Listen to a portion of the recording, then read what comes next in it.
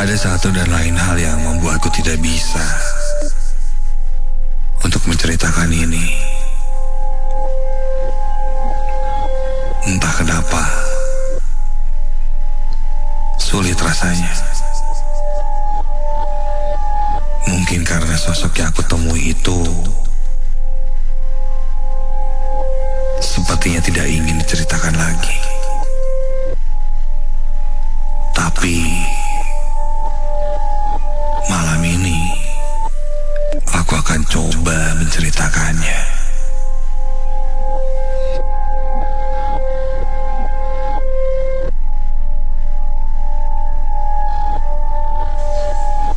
Malam itu aku masih ingat, malam Jumat Kliwon.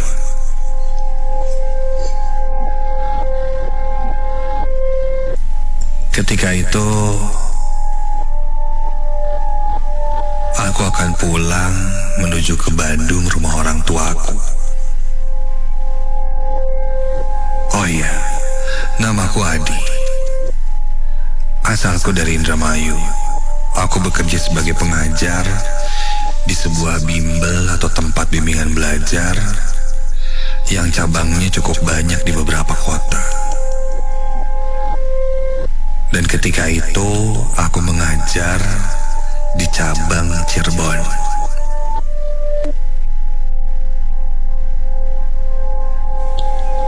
Kebetulan di hari Jumat itu tanggal merah dan libur. Aku ingin menikmati long weekend di Bandung, di rumah orang tuaku. Setelah beres mengajar, dengan mengendarai sepeda motor, aku pun berangkat dari Cirebon sekitar jam 4 sore. Namun karena saat itu cuaca sedang tidak bagus, mendung, bahkan tiba-tiba saja hujan turun sangat deras. Hari semakin gelap. Ketika itu aku sudah memasuki daerah Sumedang. Karena hujan yang sangat deras itu membuat jarak pandangku jadi tidak terlihat dengan jelas. Sehingga aku memutuskan untuk berteduh dulu di satu tempat, menunggu hujan agar reda. Dan aku ingat ada cabang bimbel tempatku mengajar yang juga ada di daerah Sumedang.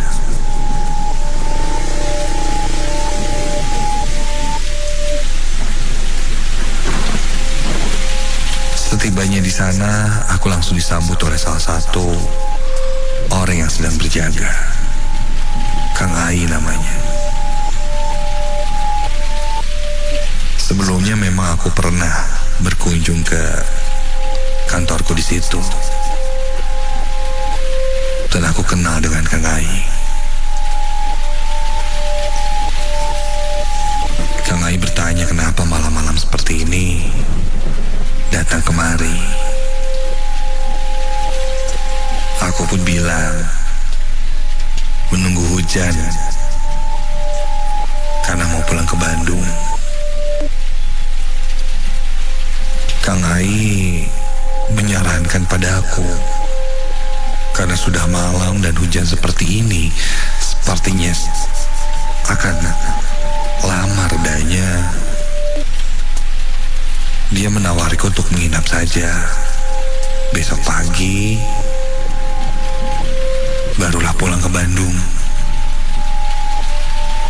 Karena jalan menuju Bandung masih jauh, dan jika sudah semakin malam, katanya cukup berbahaya, apalagi sudah hujan.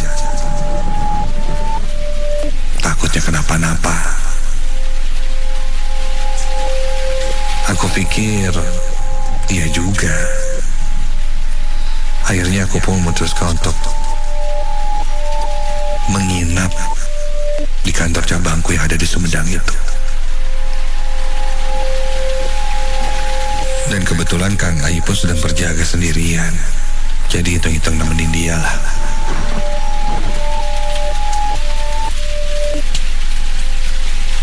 Aku pun langsung diantar menuju bagian belakang bangunan kantor itu. Karena katanya di belakang ada sebuah kamar kosong yang bisa dipakai untuk istirahat.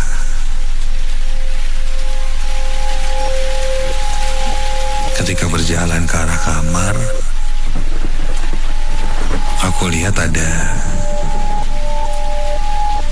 sesuatu di bagian belakang bangunan itu.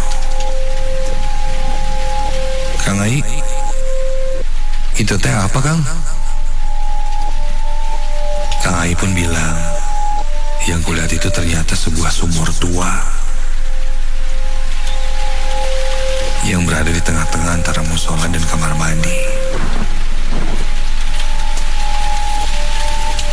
Dari bangunannya, kantor cabangku ini sepertinya dulunya bekas bangunan Belanda. Terlihat dari kamar mandinya yang masih sangat jadul.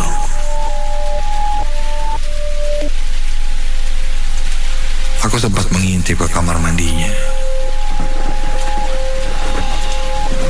Ada 6 kamar mandi yang baknya menyambung sepanjang kamar mandi tersebut.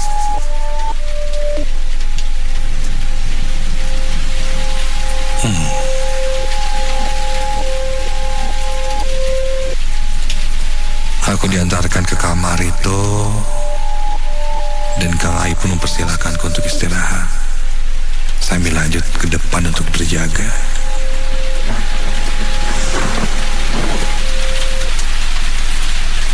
Setelah bersih-bersih sebelum pergi tidur dan istirahat,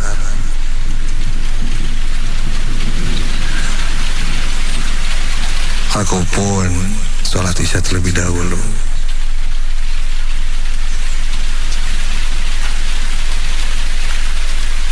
Ketika baru saja selesai sholat,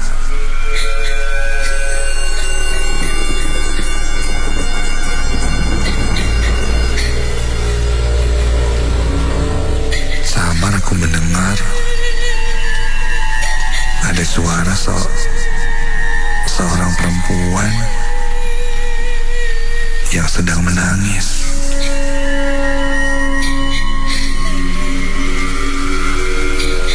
Dan suaranya persis ada di belakangku.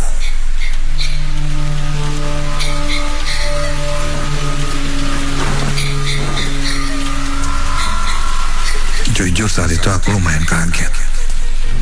Karena dari suasana hening yang hanya terdengar suara hujan turun, tiba-tiba ada suara perempuan menangis. Ketika aku lihat ke arah belakangku, tidak ada suara apa-apa.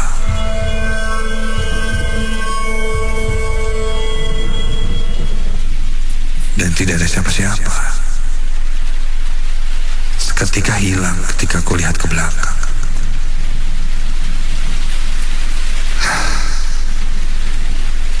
Tidak mau ambil pusing, aku lalu memutuskan untuk tidur saja, beristirahat.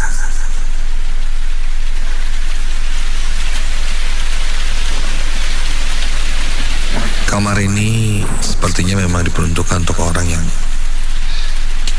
beristirahat, karena sudah ada kasurnya, cukup nyaman juga.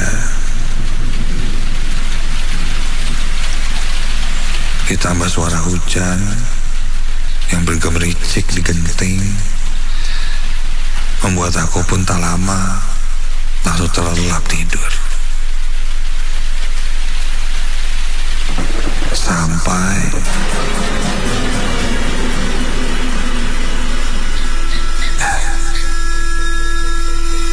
aku terbangun ketika mendengar ada suara tangisan lagi.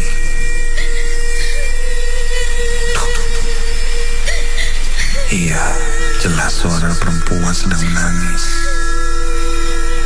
Dan ketika itu kuliah sudah jam 12 malam.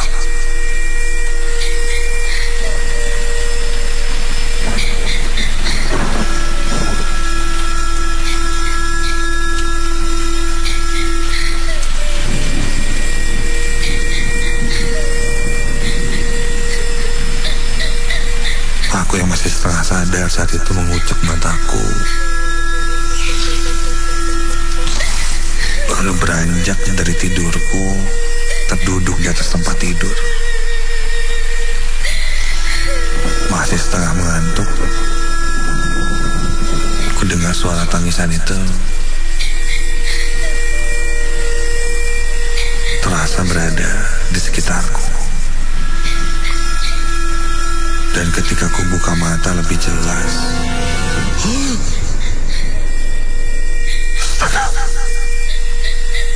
ada seorang perempuan dengan rambut sebahu memakai pakaian putih yang cukup rapi. Wajahnya pucat. Dari bajunya, dia memakai baju seperti perawat, seperti suster.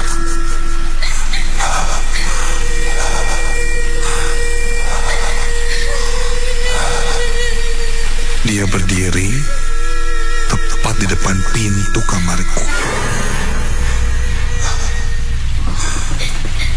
Suara tangisan itu jelas dari arah perempuan itu. Matanya terpejam, ekspresi rautnya menangis, pucat namun tanpa air mata.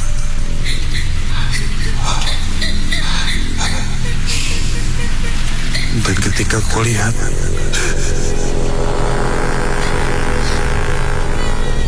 sosok itu tidak menapak ke lantai, melayang sekitar 30 cm di atas lantai.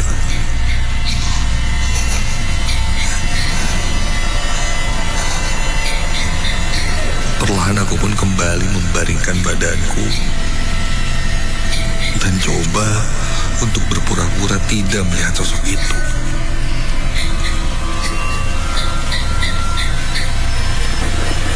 Suara tangisannya masih terdengar.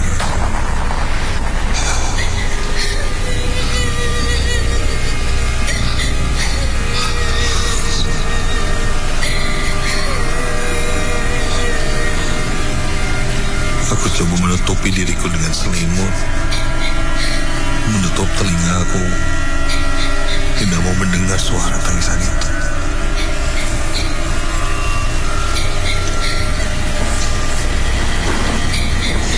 Sampai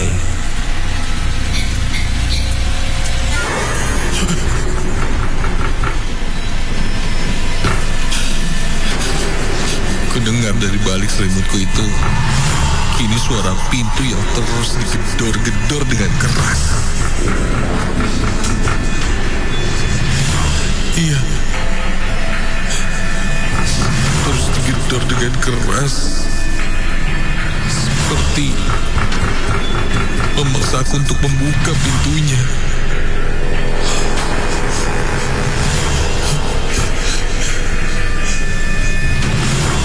Aku sangat ketakutan ketika itu, karena dari arah pintu, selain terdengar suara pukulan dan gedoran pintu yang keras, juga diiringi suara teriakan perempuan yang histeris, ketakutan, kesakitan,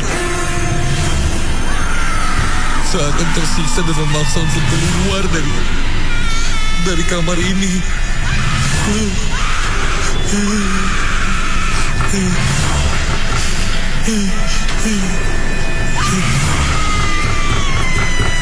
Sampai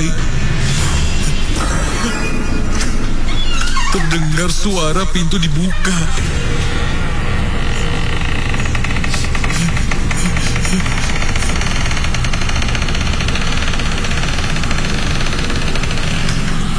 Dan mendengar ada suara langkah kaki yang mendekati tempat tidurku. Dan ketika itu ada yang memegang pundak dan membalikkan badanku menarik selimutku. Dan ketika aku dipaksa membalikkan badanku dan melihat sebagai tepat terlihat di depanku wajah perempuan yang memakai baju perawat atau suster itu. Matanya melotot ke arahku.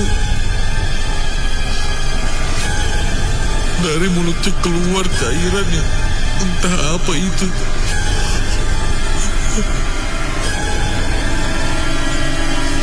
Ini seperti tercekik sesuatu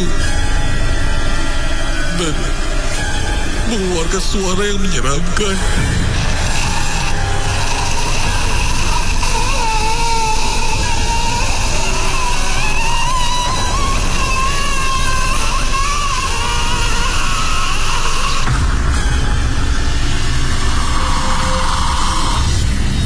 Ketika itu aku berteriak sekencang-kencangnya.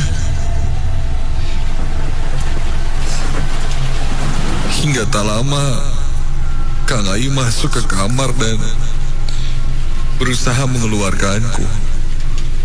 Dia membopongku keluar dari kamar itu.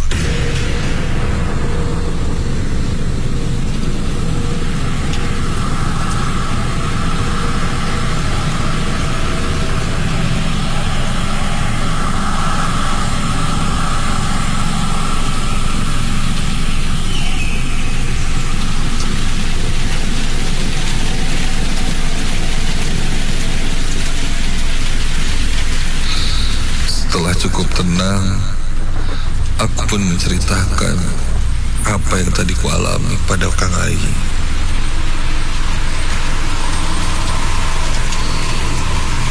Kang Ayu pun membenarkan bahwa memang ada satu sosok perempuan yang sering terlihat memakai baju suster atau perawat di sekitar lorong bangunan ini.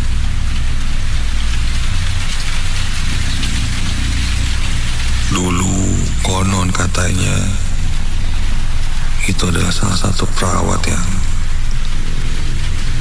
ada di tempat ini. Dari rumor yang beredar,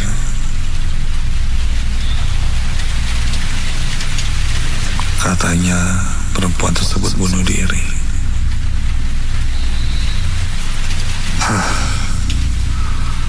Mendengar itu jantungku lemas. Melihat wajahnya saja, aku tidak mau membayangkannya dua kali. Ingin ku hapus dari ingatanku.